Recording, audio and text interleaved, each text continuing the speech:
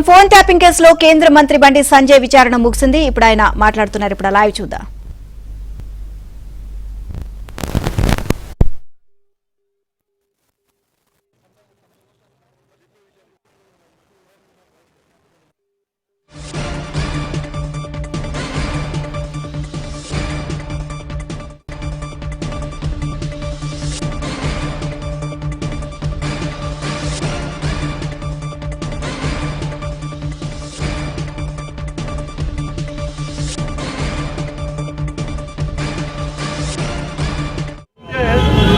అడిగే ప్రయత్నం చేస్తే చాలా సందర్భంలో అనుమానం వచ్చినాయి. మేము అన్ని సందర్భాల్లో అనుమానం వచ్చిందనే ఈ విషయాన్ని పరిగణించడం జరిగింది. మన కేసీఆర్ గవర్నమెంట్ మీరు చూడండి, మీరెవరన్నా మీ కెమెరామెన్ ఉన్నారు, రిపోర్టర్ ఉన్నారు, మీరెవరన్నా మీ కుటుంబ సభ్యులతో కానీ ఎవరన్నా కానీ వాట్సాప్ కాకుండా నార్మల్ కాల్ మీరు మాట్లాడారు తెలంగాణ రాష్ట్రంలో కేసీఆర్ ప్రభుత్వంలో భిక్షాటన చేసే భిక్షపైన కూడా ఒక ఏమీ తెలియనటువంటి మామూలు వ్యక్తి కూడా వాళ్ళ భార్యతో మాట్లాడాలన్నా ఇద్దరు భార్యాభర్తల ఫోన్ అయిన మూర్ఖులు వీళ్ళు, చిన్నారులు, నీచ మనుషులు వీళ్ళు.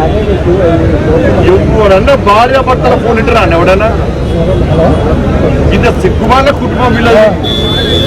కేసీఆర్ కొడుకు దరిద్రుడు వీళ్ళు. ఎవరు తెలంగాణ రాష్ట్రంలో కేసీఆర్ ఉన్నప్పుడు ఎవ్వరు కూడా నార్మల్ మాట్లాడుకోండి.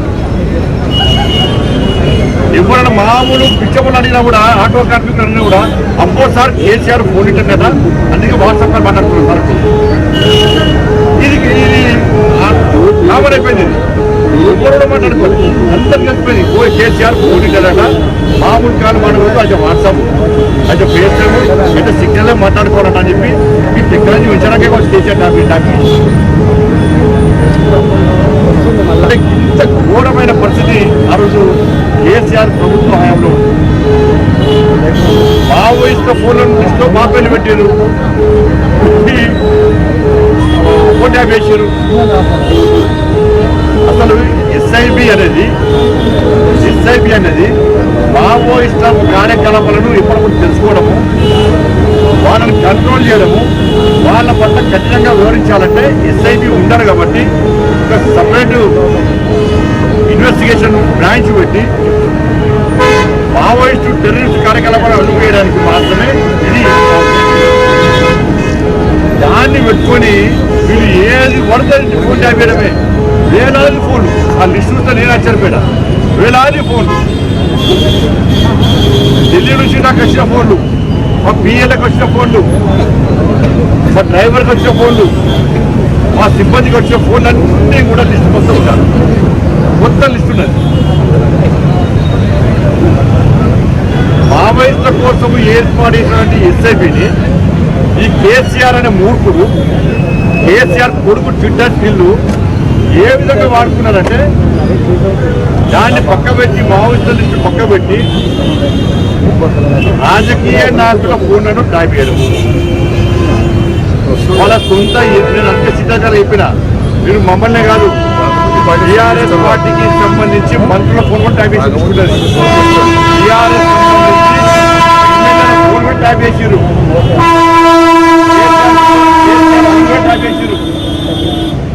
వాళ్ళని కూడా విచారణ చెప్పిన, వాళ్ళని కూడా విచారణ ఆ ఫోన్ ట్యాప్ చేశారు. నాదే గారు అప్పుడు పిసిసి అధ్యక్షుడు ఉన్నటువంటి ఇప్పటి ముఖ్యమంత్రి రేవంత్ రెడ్డి గారి పేరు ఉంది అలా, కేసీఆర్ అల్లుడు హరీష్ రావు పేరు కూడా ఉంది అలా. వాళ్ళ ఫోన్ ట్యాప్ చేశారు. మొట్టమొదటిసారి అసలు ఫస్ట్ బాధితున్నా నేను, దీనిలో ఫస్ట్ బాధితున్నా నేను. మొట్టమొదటిసారి ఫోన్ ట్యాపింగ్ వ్యవహారంలో ఫస్ట్ టైం స్టేట్మెంట్ ఇచ్చింది కూడా నేనే. నేను గతం నుంచి చెప్తున్నా, ఇది మూర్ఖత్వ ప్రభుత్వము. వీళ్ళకు వావి వరుసలు ఏంలో వీళ్ళకు.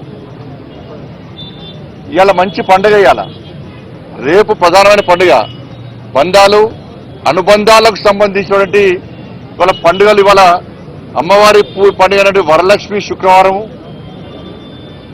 రేపు రాఖీ పండుగ. ఇవాళ ఎన్ని పండుగలైనా కూడా ఇవాళ వేలాది మంది ఇవాళ భారతీయ జనతా పార్టీ కార్యకర్తలు పండుగలు వదిలిపెట్టి తరలి వచ్చారు ఇవాళ. కానీ అప్పుడు కేసీఆర్ ప్రభుత్వంలో వామి వరుస లేవు. వాళ్ళకు తల్లి లేదు, నా తండ్రి లేడు, నా అక్క లేదు, నా చెల్లి లేదు. వాళ్ళకు నా కుటుంబ సభ్యుల ఫోన్ ట్రాప్ చేసారు, నా ఫోను, నా కుటుంబ సభ్యులది, మా సిబ్బందిది, లాస్ట్కు మా ఇంట్లో పనిచేసే వర్కర్లు కూడా. మాది పక్క పెట్టు, సొంత కేసీఆర్ బిడ్డ కూడా ఫోన్ ట్యాప్ చేశారు, కేసీఆర్ అల్లుని కూడా చేశారు. వీళ్ళని ఏమనాలో తెలంగాణ సమాజం ఆలోచించాలి. అధికారులు నా దగ్గర సమాచారం, నేను నిన్న కానీ మొన్న కానీ చాలా మంది మాజీ అధికారులతో మాట్లాడినా, నా దగ్గర ఉన్నటువంటి ఆధారాలు కానీ నాకున్న సమాచారాన్ని కానీ పూర్తిగా వాళ్ళకు రిపోర్ట్ ఇవ్వడం జరిగింది. వాళ్ళు చెప్తున్న విషయాలు వింటుంటే ఎంత ఆశ్చర్యం అనిపించిందంటే, ఇంత ఘోరమైనటువంటి పరిస్థితి ఇది. వాళ్ళు చెప్పే విషయాలు వింటుంటే నేను ఎప్పుడు ఆందోళన చేసినప్పుడు కూడా, నేను రాష్ట్ర అధ్యక్షుడు ఉన్నప్పుడు పాదయాత్ర చేసినప్పుడు కానీ ఏదైనా ప్రొటెస్ట్ ప్రోగ్రామ్ పోతున్నామంటే ముందే పోలీసులు వస్తారు. వెంటనే మా సిబ్బంది ఫోన్ చేయడము, ఎటు పోతున్నారు, ఇవాళ ప్రోగ్రామ్ ఎక్కడా, మీరు ప్రొటెస్ట్ చేద్దాం అనుకుంటున్నారు కదా, ఆ ప్రోగ్రామ్ ఎక్కడా, ఏడే చేస్తున్నారు అని చెప్పించి ముందే అడిగే ప్రయత్నం చేస్తే చాలా సందర్భాల్లో అనుమానం వచ్చినాయి.